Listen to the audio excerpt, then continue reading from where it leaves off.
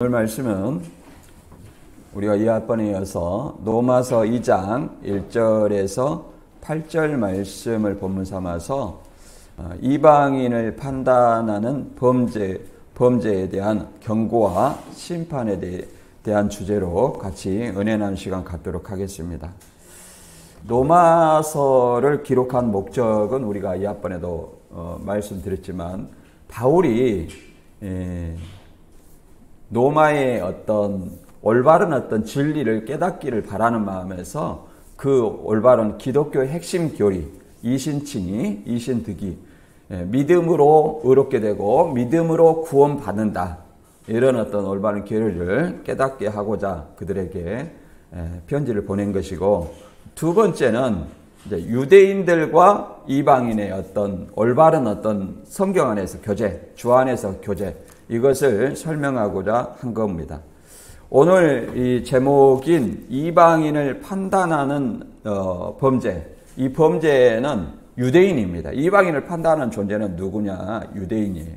그래서 유대인이 이방인을 자꾸 판단하고 정죄한, 거기서 이방인이라는 것은 유대인 외의 모든 사람을 얘기합니다. 1차적으로는 로마에 있는 헬라브로를 수용한 사람들이라고 이렇게 볼 수 있고, 그들을 성경에서는 이방인을 대표하는 어떤 용어로 헬라인이라고 이렇게 얘기를 합니다. 헬라인.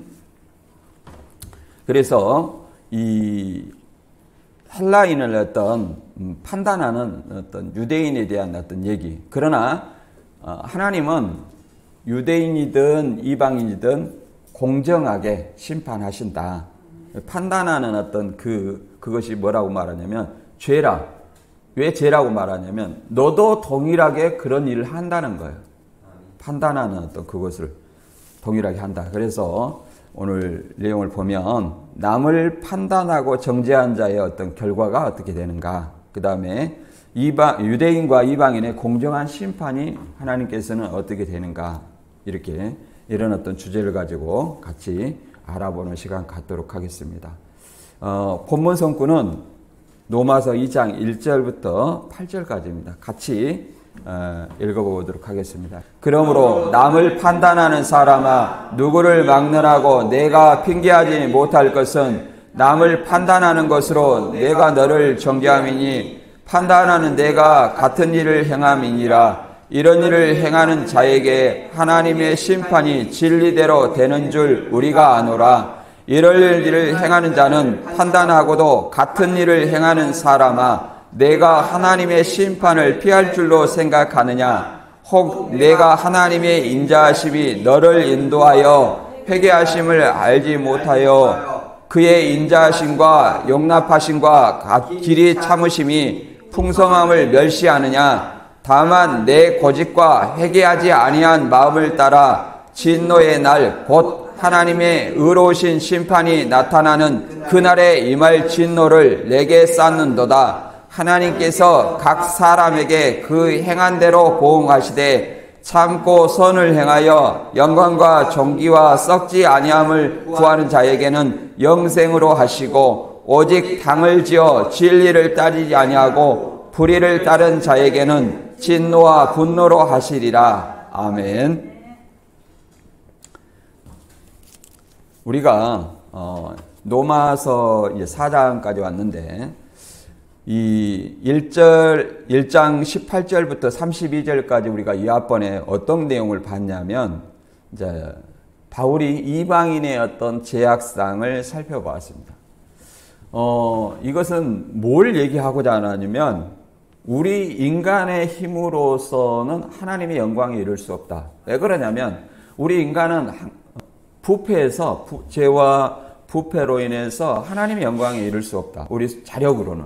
그래서 오직 하나님의 은혜로만 하나님의 영광에 이를 수 있다. 그 은혜가 이제 먼저는 예수 그리스도의 속죄 사역이요, 더 나아가서는 아무 어떤 우리 대가 없이 은혜로 예수 그리스도를 믿음으로 우리를 의롭다 하고, 또 믿음으로 우리를 구원받게 하시는 그것이 뭐예요? 하나님의 은혜요, 하나님의 선물이라 이렇게 말합니다. 그래서 유대인들을 향하여 바울은 하나님의 공평하며 이방인들보다 나을 것이 없다고 이렇게 설명합니다. 그래서 유대인들은 이방인의 죄악을 보면서 자신들은 이방인과 다른 것처럼 판단하고 정죄한 일을 하고 있습니다. 그러나 실상은 유대인들도 이방인들과 동일한 죄를 범하고 있다는 사실을 알아야 됩니다.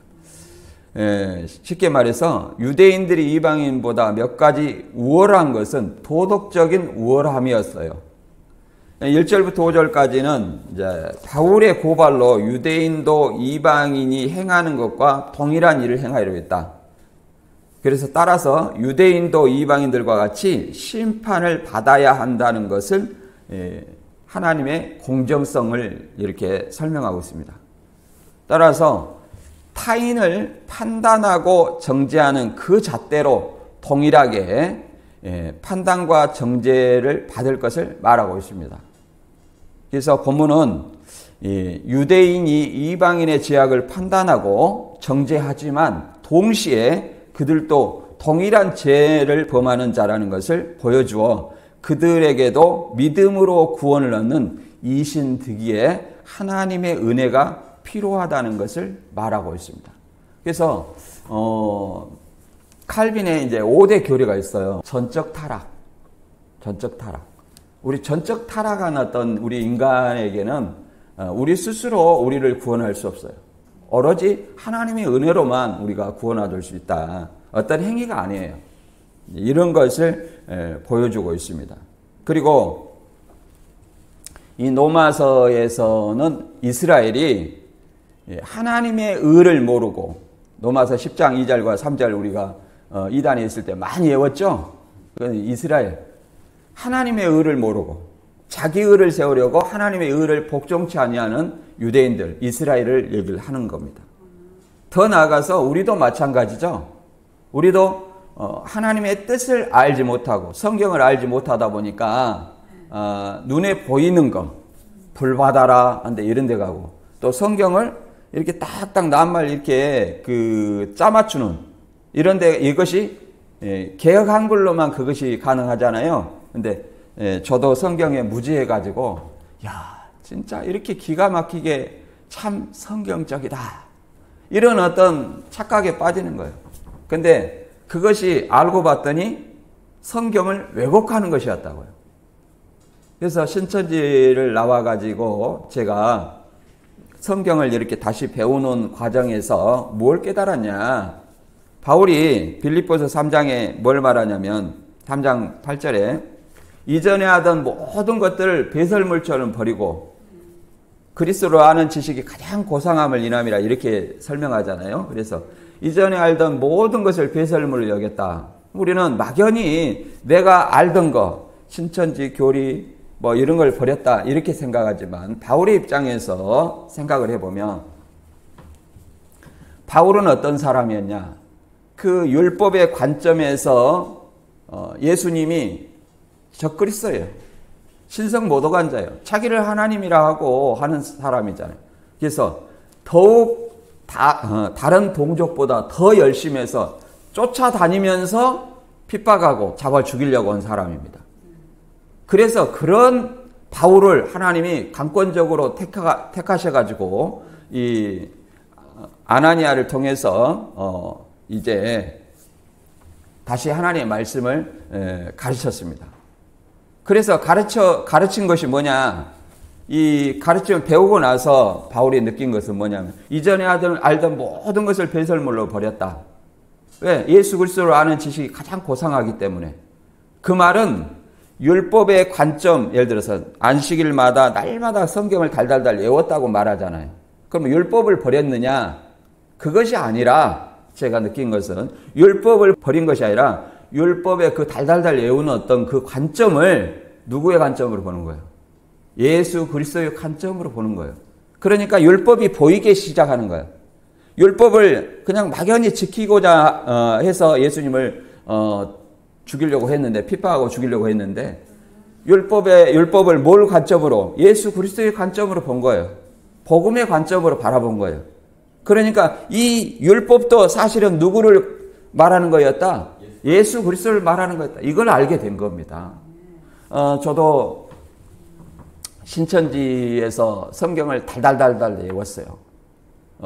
막 이렇게 초중고를 막 이렇게 강사들도 안 외울 때 막 너무 좋아가지고 왜 그러냐면 저는 성경을 알고 싶어가지고 너무 좋아가지고 달달달 외웠어요.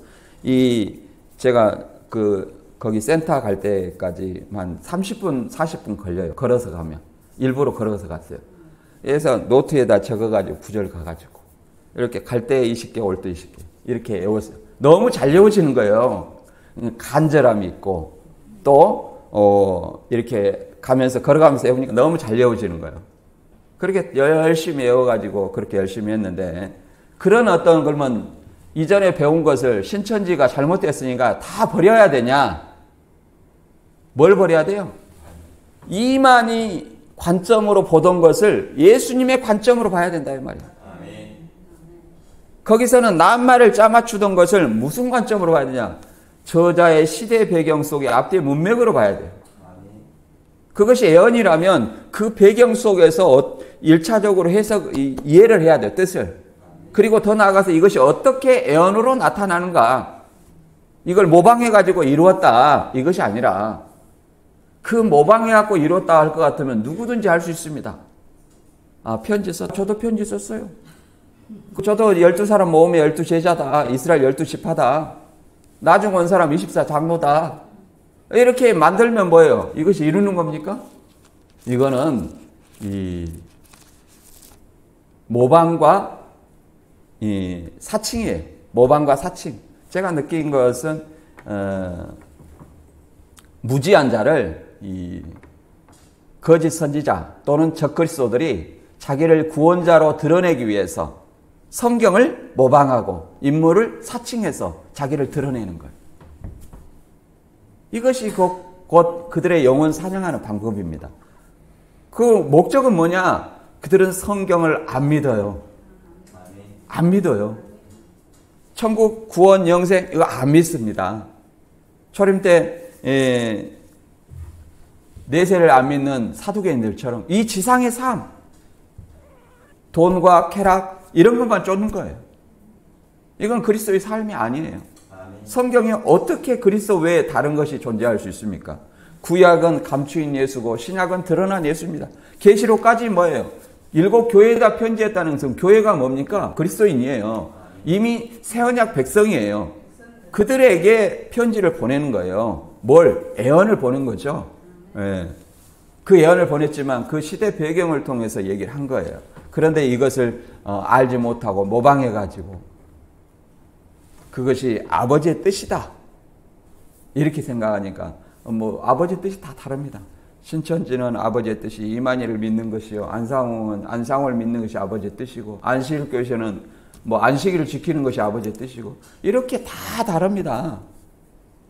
그래서 성경은 우리가 배우는 사람이 분별하는 방법을 잘 알아야 돼요. 분별하는 기준을 모르니까 다 너도 나도 다 성경적이다 이렇게 얘기를 합니다. 그럼 내가 가르치는 것이 아버지의 뜻이다. 그러나 항상 저자의 입장에서 앞뒤 문맥을 벗어나면 문맥을 벗어나면 이거는 잘못된 거고 또 적용을 해서 누군가 해석을 하면 적용을 해서 그 모순이 드러나면 이건 잘못된 거다. 이걸 우리는 알아야 돼요. 예. 그래서 이 본문을 통해서 한번 우리 차근차근 알아보도록 하겠습니다. 로마서 2장 1절입니다. 그러므로 남을 판단하는 사람은 누구를 막론하고 내가 핑계하지 못할 것은 남을 판단하는 것으로 내가 너를 정죄함이니 판단은 내가 같은 일을 행함이니라. 이렇게 얘기를 합니다. 그래서 예수님은 뭐라고 하냐면 남의 눈에 티를 보기 전에 내 안에 뭘 깨달아? 들보를 먼저 깨달아라. 남의 눈에 티는 잘 보이면서 내 안에 들보를 깨닫지 못한다. 들보라는 것은 요즘에는 그런 들보가 이렇게 생각할 수 없습니다만 옛날 집 지으면 가운데 지붕을 가장 크게 받치고 있는 것이 뭐예요? 대들보라고 하죠. 티하고 이 대들보하고 어마어마한 차이죠.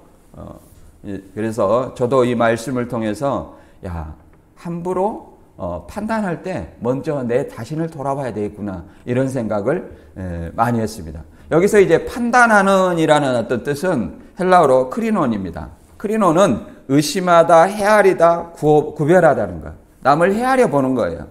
그래서 이것을 실제적으로는 이웃에 대한 어떤 편견의 의미로 사용됐습니다. 편견을 가지고, 선입관을 가지고 이제 보는 거죠. 이것이 이 판단하다는 뜻입니다. 그래서 야고보서 4장 11절과 12절에 보면 이런 말이 있습니다. 형제들아, 서로 비방하지 말라. 형제를 비방하는 자나 형제를 판단하는 자는 곧 율법을 비방하고 율법을 판단하는 것이라. 내가 만일 율법을 판단하면 율법의 준행자가 아니요 재판관이로다.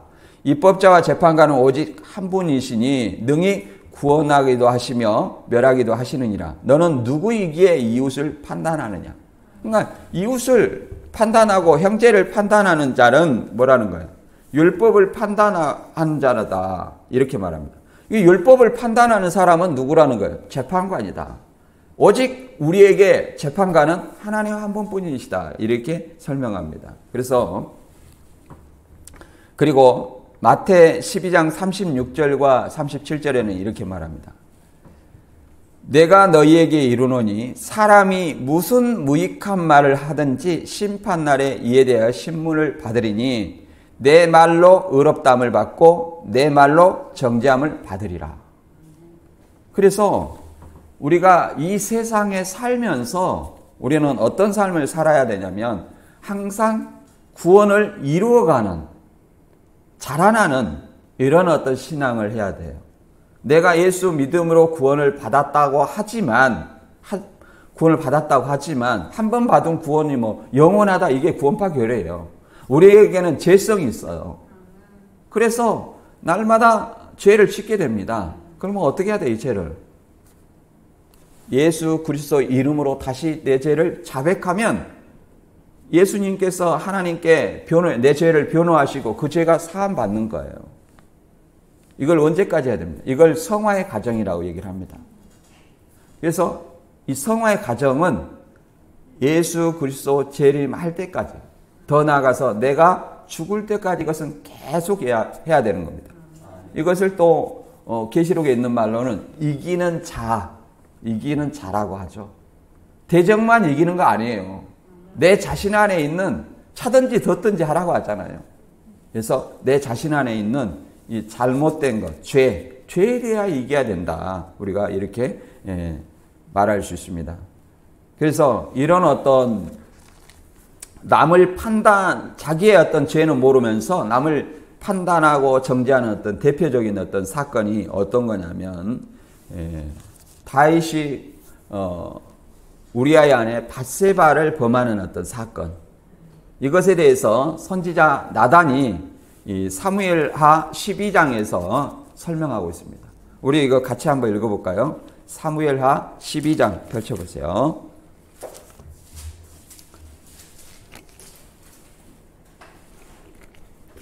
제가 한번 읽어보겠습니다.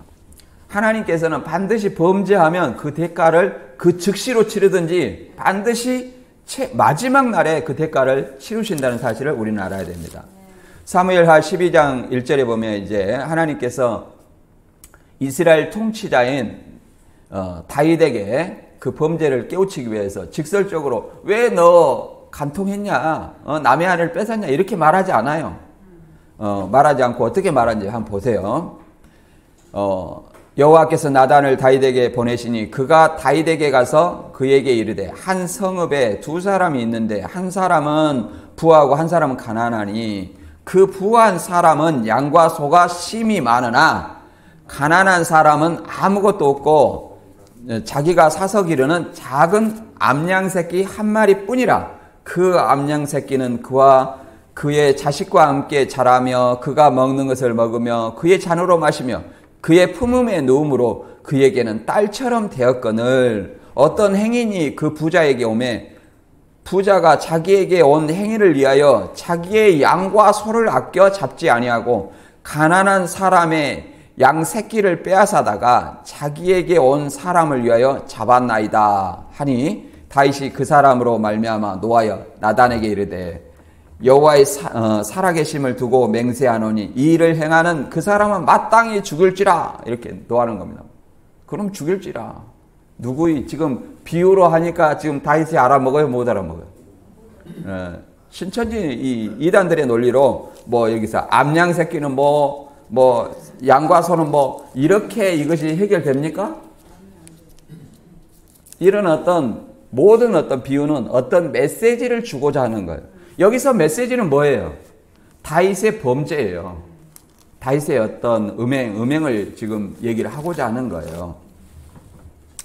그래서 다윗도 이것이 잘못된 것을 분명히 알았죠. 마땅히 죽을지라 그가 불쌍히 여기지 아니하고 이런 일을 행하였으니 그 암양 새끼를 4배나 갚아줘야 하라 한지라 이렇게 말합니다. 그 사람은 마땅히 죽여야 되고 암양 새끼도 4배나 갚아줘야 된다. 4배 갚아주고 죽여야 된다 이 말이에요. 그러니까 12장 7절에 나단이 다윗에게 이르되 당신이 그 사람이라. 남이 아니라 당신이 그 사람이라. 이스라엘 하나님 여호와께서 이같이 이르시기를 내가 너를 이스라엘 왕으로 기름 붓기 위하여 너를 사울의 손에서 구원하고 내 주인의 집을 내게 주고 내 주인의 아내들을 내 품에 두고 이스라엘과 유다 족속을 내게 맡겼느니라. 만일 그것이 부족하였을 것 같으면 내가 내게 이것저것을 다 주었으리라. 그런데 어찌하여 내가 여호와의 말씀을 업신 여기고 나 보기에 악을 행하였느냐? 내가 칼로 햇사람 우리아를 치되 암몬 사람의 칼로 죽이고 그의 아내를 빼앗아 내 아내로 삼았도다. 이걸 얘기하고자 하는 거예요. 그 마누라를 빼앗은 것도 그 간통한 것을 감추기 위해서 우리아를 전쟁터에 보내가지고 암몬 자손의 칼로 죽였다는 거예요. 그리고 이제 그 아내를 자기 아내로 삼는 거죠. 이걸 얘기를 하는 겁니다. 유대인들에게는 또 사복음서에 이와 같은 일이 있습니다. 고르반이라는 얘기를 들어보셨어요? 고르반. 우리가 교회에서 이 설교 안 들어본 사람 있습니까? 거의 다 들어봐요. 고르반. 하나님께 예물로 드림이 되었다 이렇게 핑계 대는 거예요. 뭐냐면은 십계명에 내 부모를 공경하라 이런 말이 있죠. 이단들은 이거 소용없어요. 자기만 살면 되니까. 내 부모를 공경하라. 이건 가장 중요한 어떤 계명입니다. 그런데 부모에게 공양을 해야 될 뭐냐면은 예물이 그 부모에게 필요한 어떤 재물을 드려야 돼요. 그런데 부모에게 드릴 것을 하나님께 드렸다 이렇게 말만 하고 그것이 뭐예요? 고르반입니다. 그러니까 하나님께 대신 드렸으니까 부모에게 해줄 필요가 없다. 이런 말이에요. 오늘날 우리도 생각을 해봐야 됩니다.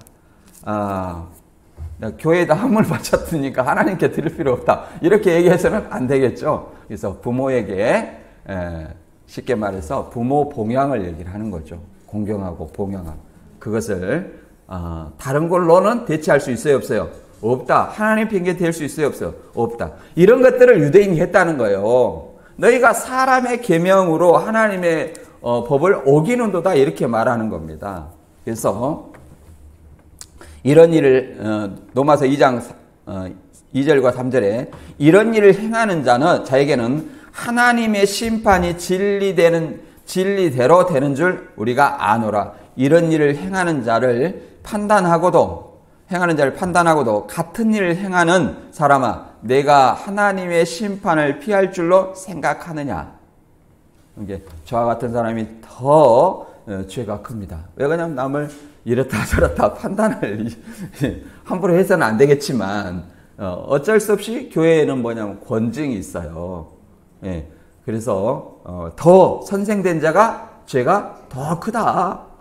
많이 준 사람에게 많이 받을 것이고 적게 준 사람에게 적게 받을 것이라 이렇게 얘기를 합니다. 그래서 우리 교회는 서로 세워가야 하기 때문에 저의 부족함이 보이거든 항상 얘기해서 서로 고쳐갈 수 있는 교회가 되었으면 합니다. 그리고 하나님은 항상 뭘 보냐면 외모를 보지 않고 외모와 신장을 보지 않고 뭘 봐요? 중심을 보신다고 그랬죠. 사무엘상 16장 7절에 이제 다윗을 택할 때 그렇게 얘기를 했습니다. 자, 로마서 2장 4절과 5절에는 이렇게 말합니다. 내가 하나님의 인자하심이 너를 인도하여 회개하여 하심을 알지 못하여 그의 인자하심과 용납하심과 길이 참으심이 풍성함을 멸시하느냐. 다만 내 고집과 회개하지 아니한 마음을 따라 진노의 날 곧 하나님의 의로운 심판이 나타나는 그날에 이 말 진노를 내가 쌓는도다. 이렇게 얘기를 하고 있습니다. 지금 했던 행하는 것이 마지막 날 어떤 심판에 당할 그 벌을 쌓고 있다는 거예요. 벌을. 그래서 왜 그러냐? 하나님의 인자하심이 너를 인도하여 회개하게 하심을 알지 못하여. 그러니까 이방인들도 하나님 품으로 돌아오는 것은 이것은 회개라고 말하거든요. 우리가 신천지에서 나왔다. 또 안 믿다. 이렇게 예수를 믿었다. 이것이 뭐요? 하나님께서 내가 회개했다 그것이 아니라 하나님께서 그렇게 회개하게 인도했다는 거예요. 이걸 알지 못하고 그것을 알지 못하고 오히려 멸시한다는 거예요. 멸시. 누구를 멸시하냐? 하나님을 멸시하는 거죠. 그렇게 행하는 것은 하나님을 멸시하는 거다. 그래서 다만 내 고집과 그래서 그렇게 멸시하는 사람들은 뭐냐면 자기 고집과 회개하지 아니하는 믿음을 따라 자기는 회개하지 않는 거죠. 죄를 지어서 판단하고 정죄하는 이것이 뭐예요? 죄죠. 죄인데 그것을 자기 고집으로 회개하지 않는 거예요. 자기의 잘못을 알아요, 몰라요? 모르는 거죠.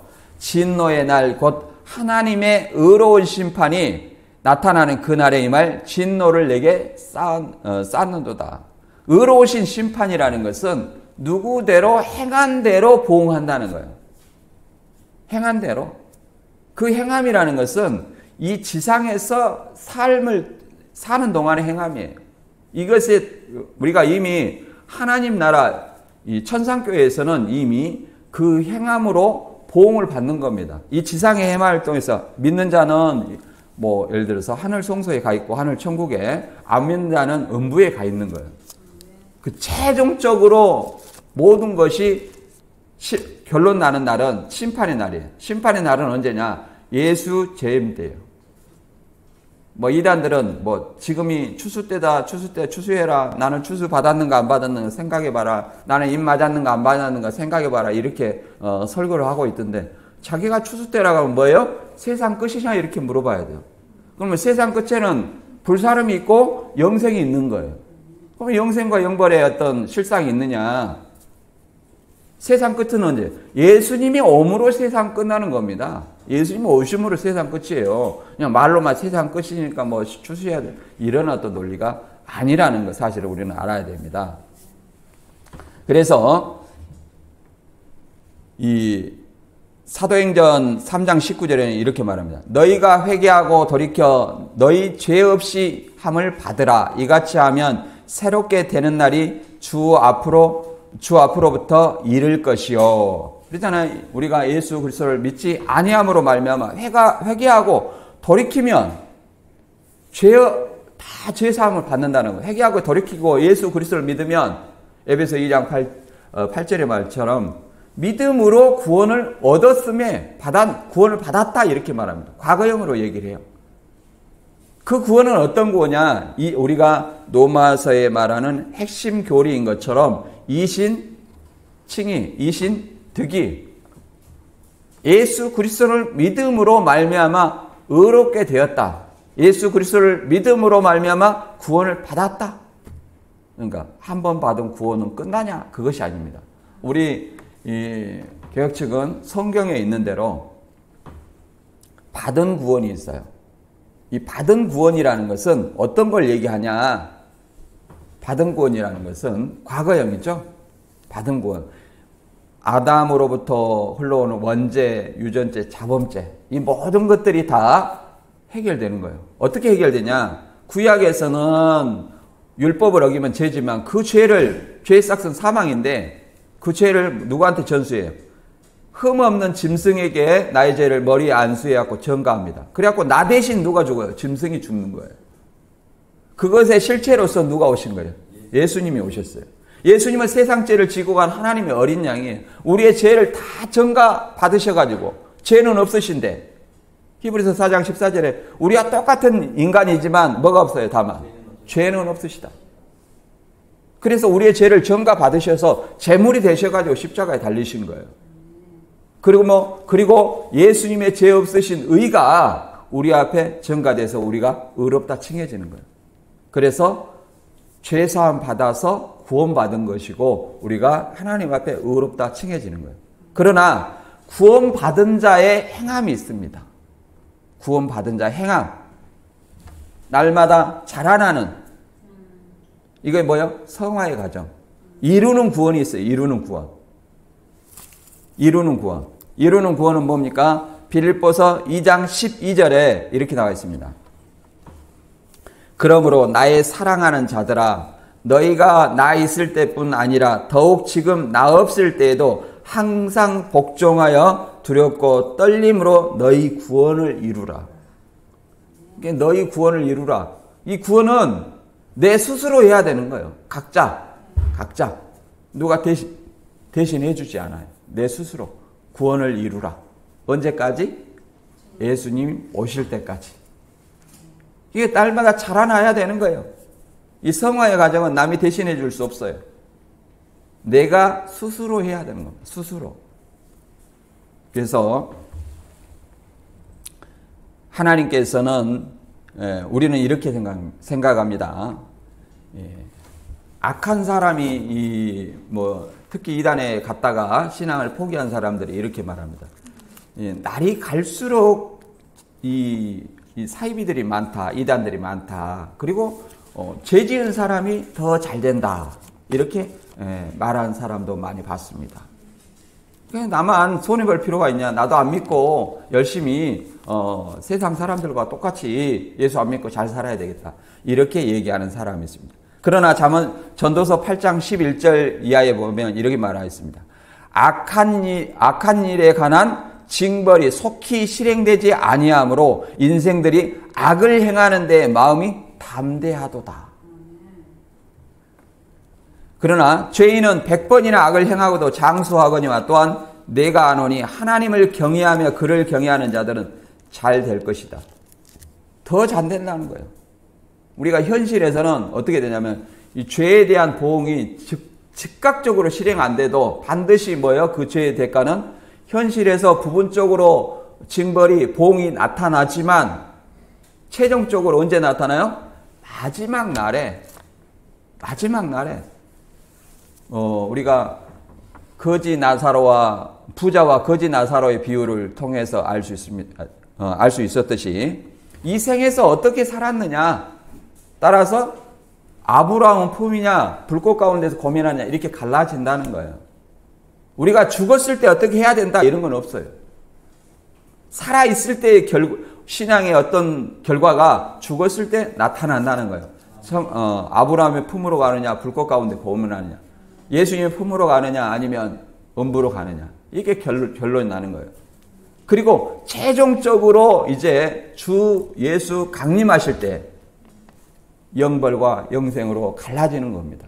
이게 하나님의 말씀이에요. 그래서 예수님께서는 아무도 멸망치 않고 다 회개하기를 이르기를 원하는 거예요. 그래서 속히 하나님의 약속이 어떤 이들은 더디다고 생각하는 것 같이 더딘 것이 아니라 오직 주께서는 너희에 대하여 오래 참으사 아무도 멸망치 않고 다 회개하기를 이르기를 원한다 이렇게 말합니다.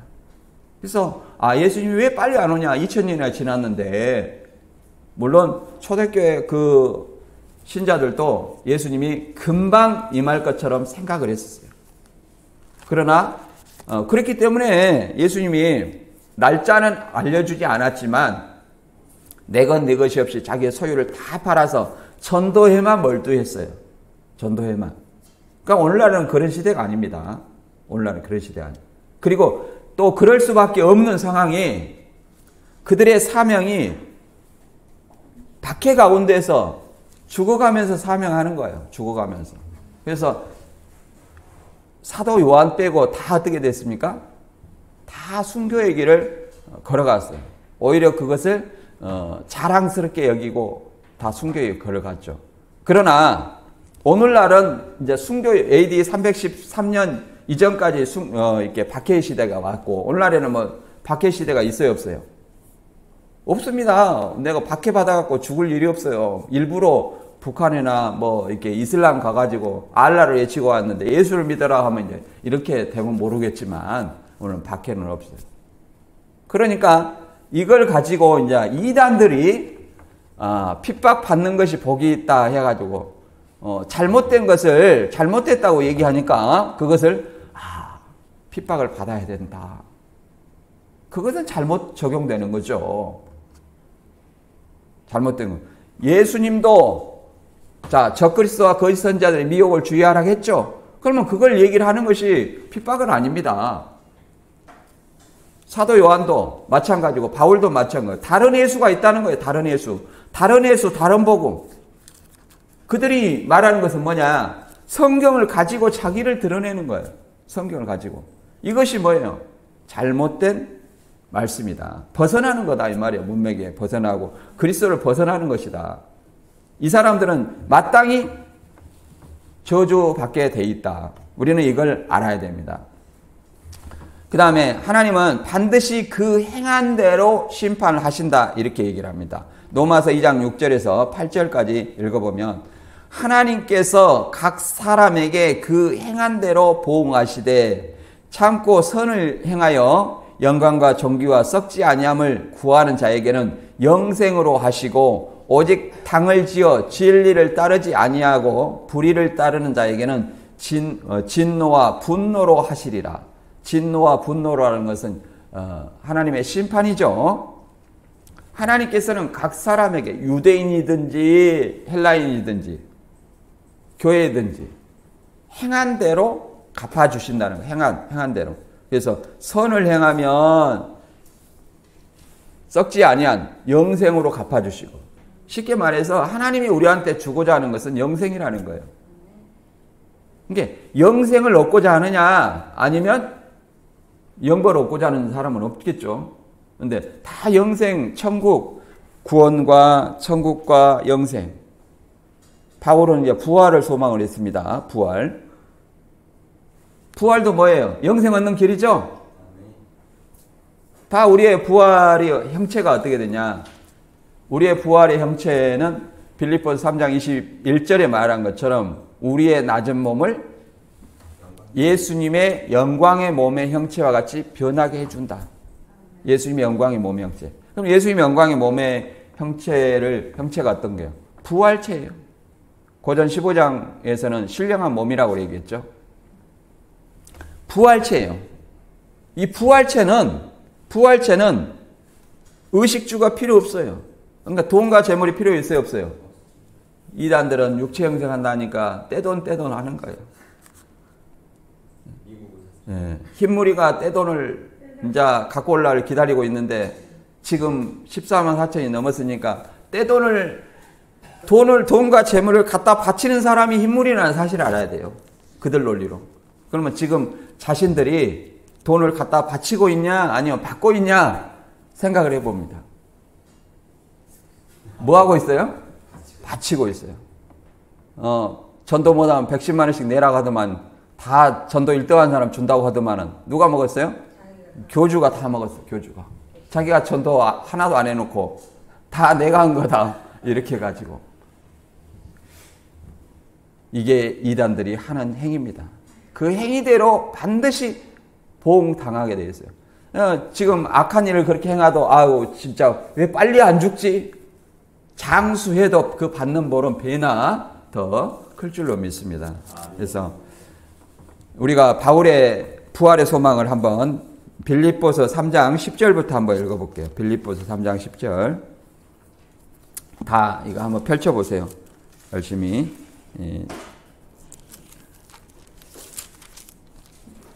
3장 10절부터 같이 읽어보겠습니다. 이게 굉장히 우리가 어떤 것을 위해 신앙을 해야 되느냐. 3장 10절 내가 그리스도와 그 부활의 권능과 그 고난의 참여함을 알고자 하여 그의 죽으심을 본받아 어떻게 해서든지 죽은 자 가운데 부활에 이르려 하노니 내가 이미 얻었다 함도 아니요 온전히 이루었다 함도 아니라 오직 내가 그리스도 예수께 잡힌 바 된 그것을 잡으려고 달려가노라. 내 형제들아, 나는 아직 내가 잡은 줄 여기지 아니하고 오직 한 일, 즉 뒤에 있는 것을 잊어버리고 앞에 있는 것을 잡으려고 표대를 향하여 그리스도 예수 안에서 하나님을 위하여 부르심의 상을 위하여 달려가노라.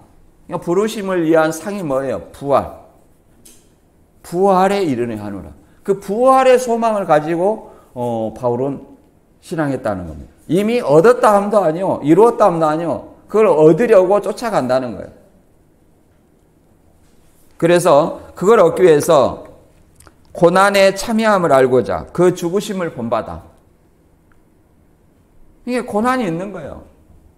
우리가 세상에 돈도 그냥 갑자기 어디서 일확천금이 떨어졌다. 그러면 쉽게 나가요. 예를 들어서 복권 받은 사람들이 행복한 것 같죠. 통계를 다 내보면 대부분 불행하답니다. 대부분 불행해요. 그걸로 바로 잘 살던 부부가 이혼하고 갑자기 사치를 하고 이렇게 해서 결국은 몇 년 만에 다 없어져. 제가 알던 어떤 사람도 마찬가지로 아주 가난하게 풀빵 장사를 하면서 이렇게 살았어요. 부인이. 근데 한 3억인가를 당첨됐어요. 3억인가. 그래갖고 부인한테 5천만 원 주고. 그리고 갑자기 이 막노동 하던 사람이 그걸 받았어. 남편이 그걸 받았어요. 그러더니 유흥주점 가고 뭐 해가지고 순식간에 한 3년 만에 그걸 다 쓰더만. 다 써가지고 이제 결국에는 자기 부인한테 내가 전에 준 돈 내놔라. 이렇게 해가지고 못 준다. 갈라지자. 이렇게 된 거예요. 복권 받은 것이 행복합니까? 내가 열심히 노력해서 이루는 성과야만이 값진 겁니다. 무리하게 그렇게 하는 것은 아무 의미가 없다. 마찬가지로 우리가 부활과 영생의 어떤 축복, 주님께서 주고자 하는 이걸 얻기 위해서 내가 그만큼 뭐 해야 되겠어요? 노력을 해야 된다는 거예요. 그냥 쉽게 얻는 건 아니다 이 말이에요. 노력을 해야 된다. 자, 내 위치에서 지금 저 이단에 사로잡혀 있는 불쌍한 영혼들, 또 섬기는 자면 섬기는 일로 현재 위치에서 내가 할 수 있는 일이 뭐느냐? 내가 거기에서 나왔다. 그럼 불쌍히 여겨야 돼요. 그들을. 잘 빠졌다. 넌 거기서 영원히 살아라. 이것이 우리 마음이 아닙니다. 우리도 그래서 갈라디아 6장 8절에 자기 육체를 위하여 심는 자는 육체로부터 썩어질 것을 거두고 성령을 위하여 심는 자는 성령으로부터 영생을 거두리라. 우리가 선을 행하되 낙심하지 말지니 포기하지 아니하면 때가 이르면 거두리라. 이렇게 설명하고 있습니다. 그래서 우리가 성령을 위해서 살 것을 분명하게 하나님은 설명하고 있습니다. 그래서 오늘 본문 다시 한번 정리하면 유대인이 이방인을 판단합니다. 그러지만 동일한 그 죄를 지었다고 판단을 하지만 유대인들도 동일하게 그 죄를 짓고 있다는 거예요. 그래서 하나님은 유대인이든 헬라인이든 뭐예요? 그 행위대로 보응을 한다. 우리도 마찬가지입니다. 더 나아가서 남을 판단하기 전에 내 자신을 먼저 돌아봐야 되고, 우리 죄인은 우리 스스로는 하나님의 영광에 이를 수 없다. 오직 뭐만이? 하나님의 은혜만이 우리를 구원으로 이룰 수 있다. 이것을 기억하시고 다 주님이 바라는 영생의 축복을 얻으시길 바랍니다. 오늘 말씀 여기서 마치겠습니다.